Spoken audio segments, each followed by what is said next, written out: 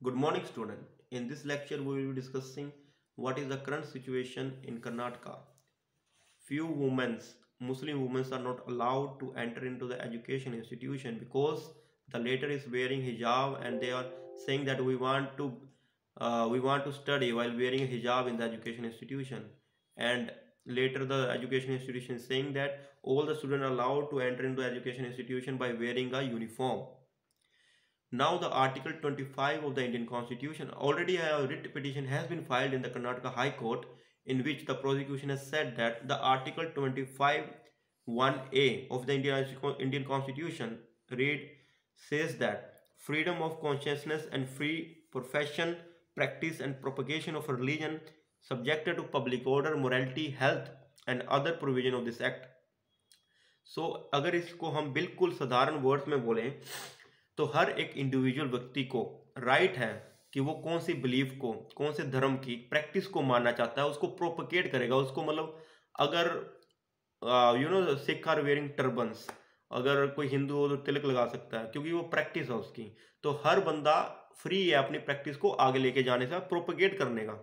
अब subjected public order, morality और health, अगर उसकी कोई भी प्रैक्टिस पब्लिक ऑर्डर, हेल्थ और मोरालिटी के खिलाफ जा रही है तो state can take action. Now the basic thing is that वो जो प्रोसिक्यूशन है, जो जिन्होंने कर्नाटक हाई कोर्ट में अपनी स्टेटमेंट दे रहे हैं, उन्होंने बोला है कि हिजाब डालने से पब्लिक ऑर्डर खराब नहीं हो रहा, अगर हो रहा है तो हमें बताएं। So first argument is that they said that हिजाब डालकर कोई भी पब्लिक ऑर्डर खिलाफ मतलब खराब नहीं हो रहा, तो स्टेट इंटरफेयर नहीं कर सकता।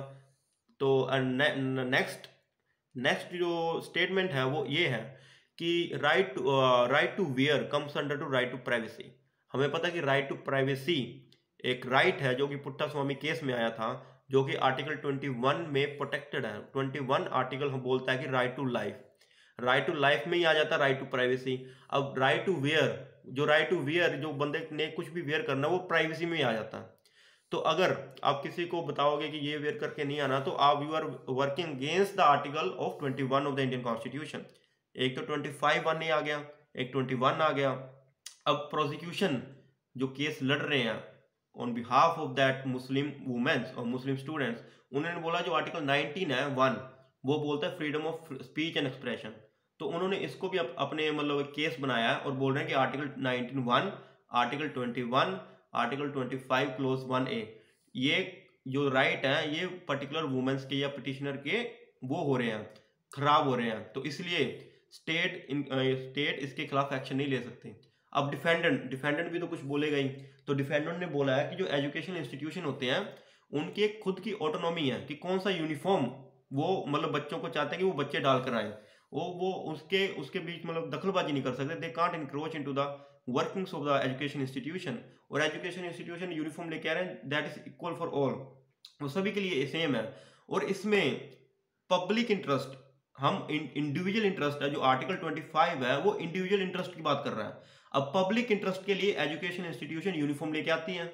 अब क्यों एजुकेशन इंस्टीट्यूशन वो कह रहे हैं कि यूनिफॉर्म क्यों लेके आए हैं, यूनिफॉर्म क्यों लेके आए, ताकि सभी के लिए वो यूनिफॉर्म सेम है, इक्वालिटी है, एक डेकोरम, एक डिसिप्लिन बनता है उसी से।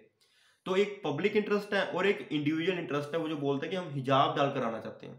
तो there is a clash between public interest and individual interest, collective interest versus individual interest. ये सारी स्टेटमेंट्स हैं जो कर्नाटका हाईकोर्ट में दोनों ही लॉयर दे रहे हैं।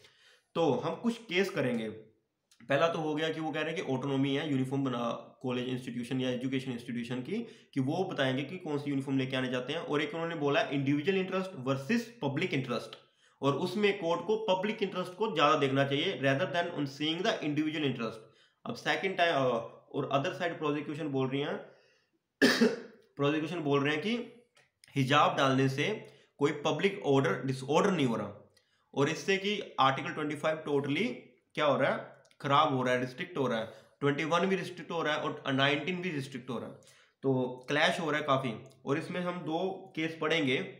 पहले तो आर्टिकल 25 है जो वो बात करता है इंसेंशनल रिलीजन प्रैक्टिस की। अगर कोई भी रिलीजन में कोई भी प्रैक्टिस बहुत इसेंशियल है तो उसको आर्टिकल 25 प्रोटेक्ट करेगा ही करेगा। जैसे कि उन्होंने बोला है कि हिजाब डालना, हिजाब में लड़की अपने फेस को छोड़कर ये चीजें कवर करती हैं। और बुर्का में अपने वो आंखों को छोड़कर सब कुछ कवर करती है। तो हिजाब डालना एक इसेंशियल प्रैक्टिस है जो कि होली बुक कुरान में जो इस्लाम की होती है उसमें लिखा हुआ है। तो वो जो प्रोसिक्यूशन उन्होंने बोला है कि इसलिए वो हिजाब लिखा हुआ है तो वो इसेंशियल प्रैक्टिस है। अब उसको प्रोटेक्ट आर्टिकल 25 करेगा ही करेगा। तो अब तो हम दो केस पढ़ेंगे जिसमें केरला हाईकोर्ट में ये दोनों केस आए थे। सबसे पहला केस है केरला हाईकोर्ट इन अमन्या बशारा वर्सेस सीबीएसई 2015। अब इसमें क्या हुआ था, सीबीएसई ने दो लड़कियों को, मुस्लिम लड़कियों को रोका था। उन्होंने बोला था कि यदि आप पेपर देना चाहते हैं तो आप हिजाब नहीं डाल सकते। तो इसमें केरला हाईकोर्ट ने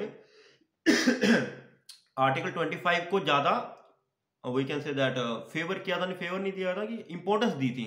उन्होंने बोला था कि वेयरिंग हिजाब comes under the essential practice of Islam.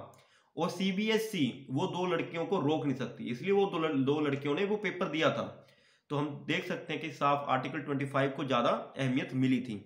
अब एक केस और आता है केरला हाईकोर्ट इन फतिमा केस। वो भी केरला हाईकोर्ट में पास केस आया था। अब इसमें क्या कहा था कोर्ट ने, लड़कियों को, एक स्कूल था जो क्रिश्चियन माइनॉरिटी स्कूल था, उसमें यूनिफॉर्म में था कि हिजाब नहीं डाल सकते। तो इसमें कोर्ट ने बोला था कि कोर्ट दखलबाजी नहीं देगी स्कूल में, स्कूल की डिसीजन में कि कौन सी यूनिफॉर्म आप डालो या कौन सी नहीं, ये totally depends upon that school. अब जो प्रोसिक्यूशन उन्होंने बोला है कि जो ये था Christian minority school, Christian minority school जो कि article 29 and 30 of Indian constitution में दे रखा है कि हर माइनॉरिटी को कोई भी एजुकेशन इंस्टीट्यूशन खोलने का हक है। और क्रिश्चियन माइनॉरिटी स्कूल था, इसलिए आर्टिकल 29-30 को ज्यादा इंपॉर्टेंस मिली थी rather than giving more importance to article 25। तो एज ए रिकॉर्ड्स हो रही है स्टेटमेंट दोनों लॉयर की, और एंड में कर्नाटका हाईकोर्ट का क्या वर्डिक्ट आएगा वो हम देखेंगे। अब हम रिकैप कर लेते हैं।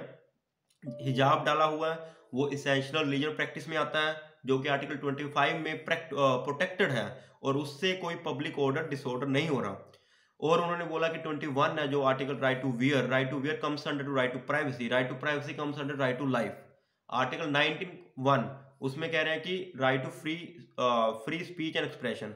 अब ये सारे आर्टिकल्स ये मतलब वी कैन से दैट इनका वायलेशन हो रहा है अगर आप किसी भी लड़की को हिजाब या मुस्लिम लड़की को हिजाब डालकर एजुकेशन इंस्टीट्यूशन में नहीं जाने दोगे। अब दूसरी साइड जो लॉयर ने बोला वो ये बोला है, डिफेंडर ने, कि ये जो स्कूल की जो एजुकेशन कमेटी है उसका डिसीजन है कि यूनिफॉर्म कैसे लेके आना चाहते हैं, उनका ऑटोनॉमी है उन्हें कि वो कैसे यूनिफॉर्म बोलते हैं कि आप लेके आओ। और प्लस उन्होंने बोला है कि पब्लिक इंटरेस्ट और एक इंडिविजुअल इंटरेस्ट में कोर्ट पब्लिक इंटरेस्ट को ज्यादा वेट दें। अब इसमें ये क्लैश है बेसिकली, और हम आने वाले टाइम में देख सकते हैं कि ये क्लैश कर्नाटका हाईकोर्ट कौन सा वर्डिक्ट देगी। So thank you.